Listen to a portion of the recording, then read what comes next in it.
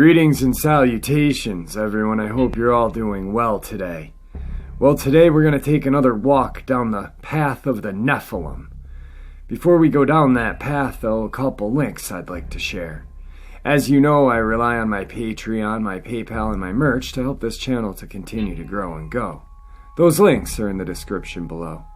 I also have a second channel for creepypastas, fan fiction, and scary voice acting. Stories that don't fit on this channel. Now, if that's anything that you're into, follow that link and give them a listen. You may just like what you hear.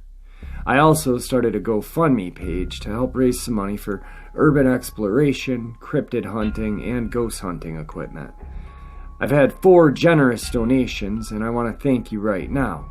So far, I've gotten an SLS camera, an EVP recorder, and some trail cams. That link is in the description as well. Now I've taken enough of your time. Let's get down the path of the Nephilim. Shall we? On April 12, 2017, the U.S. Air Force dropped the largest conventional bomb in Pentagon's arsenal to flush out Islamic State terrorists, according to official Pentagon reports. However, insider testimony suggests another reason for the use of the M.O.A.B. bomb. The undisclosed goal is to flush out, capture, or destroy giants hiding in Afghanistan's ancient cavern system who possess technological secrets going back to the origins of human civilization. The massive Ordnance Air Blast Bomb, M.O.A.B., aka Mother of All Bombs, contains 21,600 pounds of explosives and has a mile-long blast radius. The intercepted report that the MOAB has not used by Bush administration back in 2003 due to fears of collateral damage. President Trump appears to be living up to his pledge to bomb the shit out of ISIS. But is he? Are ISIS terrorists the real target, or just a cover for an undisclosed enemy? A threat Trump may not have been briefed on, but one locked in the crosshairs of the deep state that is really behind the Pentagon attack. A number of whistleblowers have come forward with stories of giants hiding in Afghanistan and other locations, where these giants are currently awakening from stasis chambers. They have been asleep and for thousands of years. Secret Space Program whistleblower Corey Goad was among the first to publicly disclose the existence of stasis chambers that have been holding perfectly preserved giants for millennia.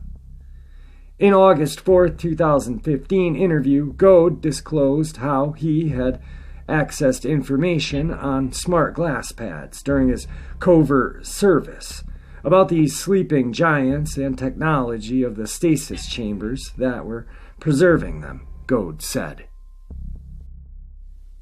When I was in the program, the Secret Space Program, when I would have had time to sit and look at smart glass pad, there was lots of information that I looked at.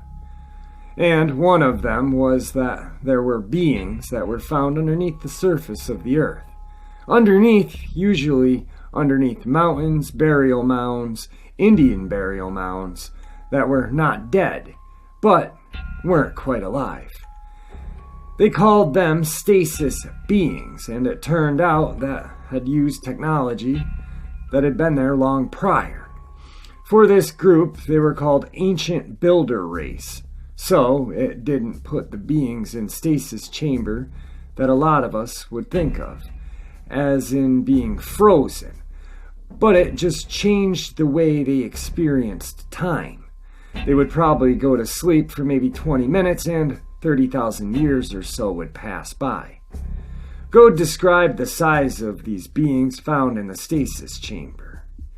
And to look down in, they saw they're very tall beings, or very large giant humans with reddish beards.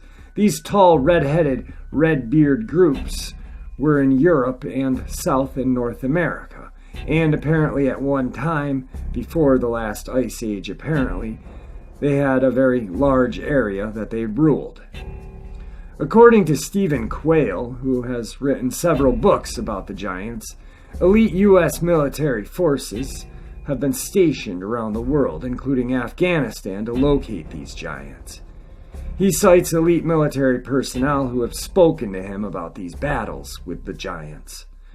During one of Quayle's radio interviews on Coast to Coast, one of his military informants called in and told the audience about an incident in Afghanistan involving a deadly encounter between a 12-foot giant and U.S. Special Forces. The informant claimed that the giant had killed 9 members of the elite team sent to capture it, and it took a second team to arrive and finally kill the giant.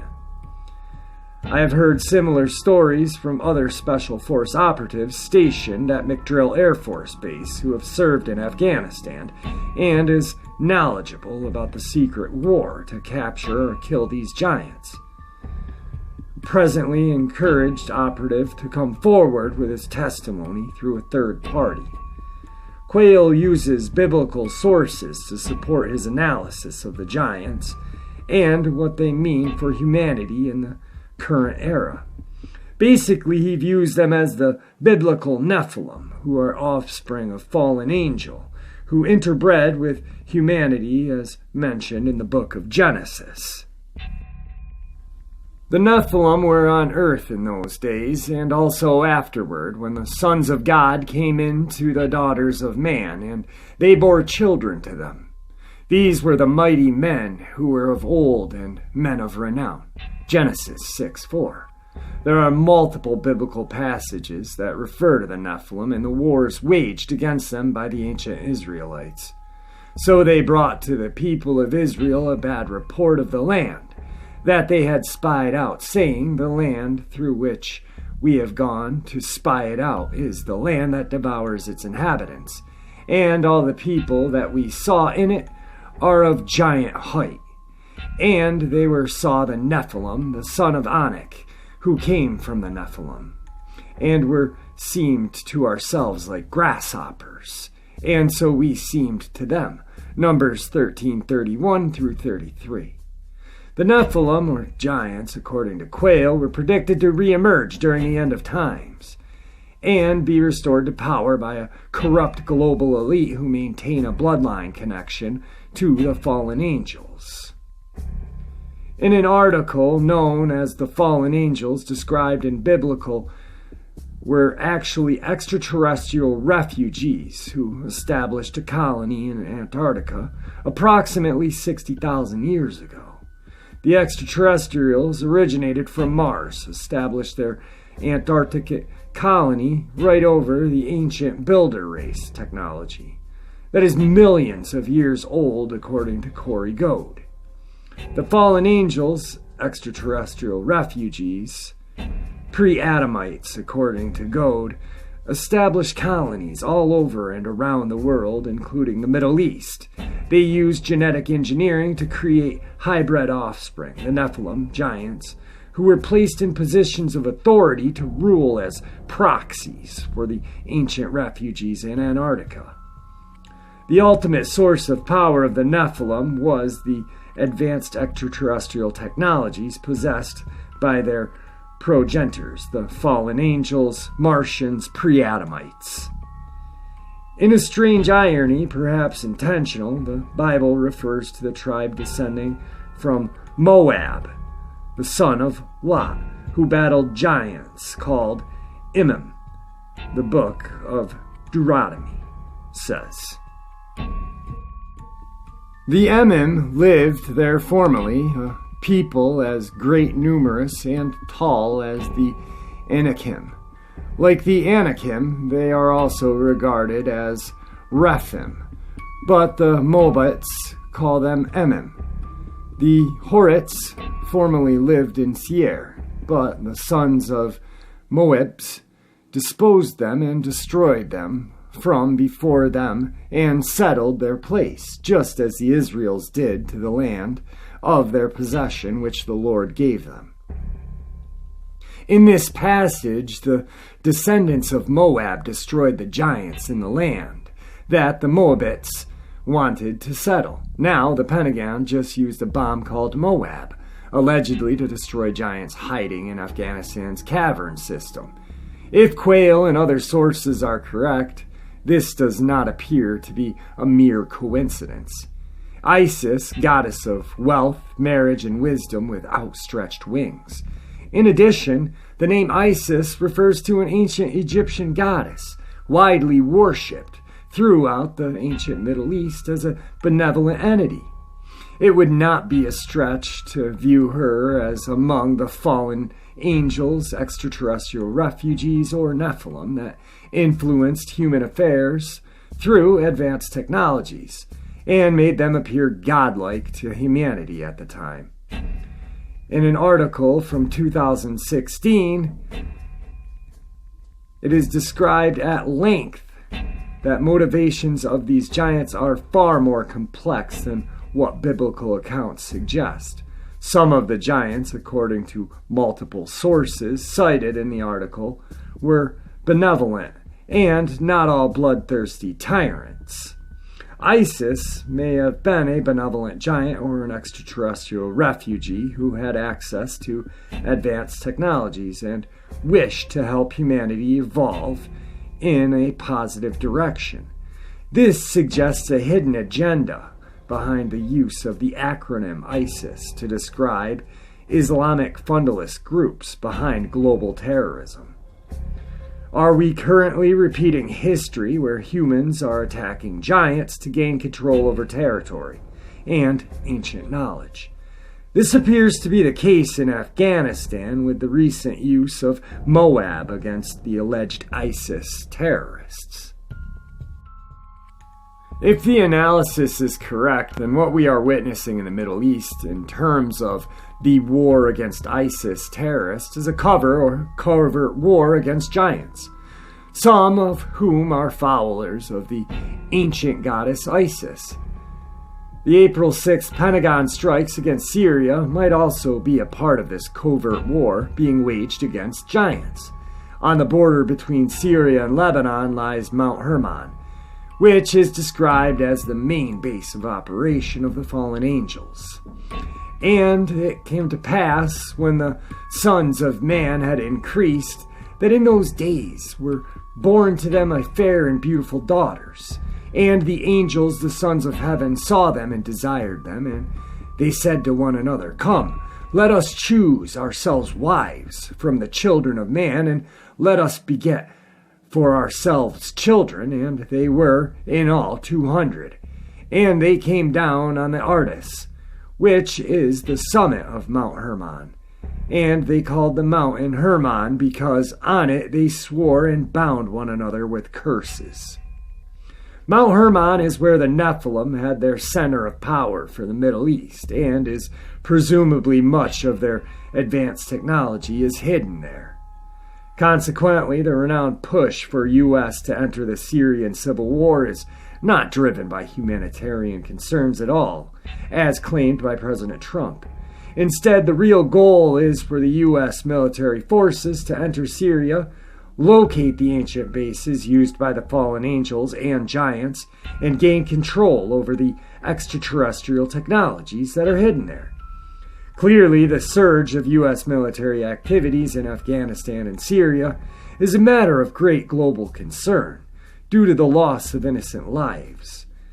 What adds to such concern is evidence that giants, some of whom may be benevolent, are being secretly targeted for capture or destruction. The information that giants have about ancient human civilization, advanced technologies, and extraterrestrial life deserves to be publicly released as soon as possible and not withheld to further the interest of the U.S. military and global elites who seek to monopolize information possessed by giants for their own hidden agendas. Wow. I can't even... My brain stopped and then started again. Because when I was younger, I'm 42 now, I was 18, maybe 20. And I bought the book of Enoch at a bookstore. A couple other religious books. A book called the Urantia, and started reading. Now I was heavily into, alchemy, spirits, ghosts, cryptids, whatnot, my whole life. But when I started reading about the Nephilim 20-something years ago, it all made sense, and it all fits. I mean, just the acronyms, ISIS, our enemy, which they are. And then the ISIS goddess, the MOAB people, now we're using the M.O.A.B bomb. I mean, right there, it fits. It all fits together, man. This is crazy. The elite have blood ties to the fallen angels. I've always been interested in secret societies, the Freemasons, the Illuminati, the whatnot. But man, this shit is crazy. I don't even know. Anyway, I hope you guys like this. My throat's getting bad right now, as you can tell. I just wanted to put something out for you guys. If you guys didn't like it, I'm sorry. I liked it. So, with that, I bid you farewell.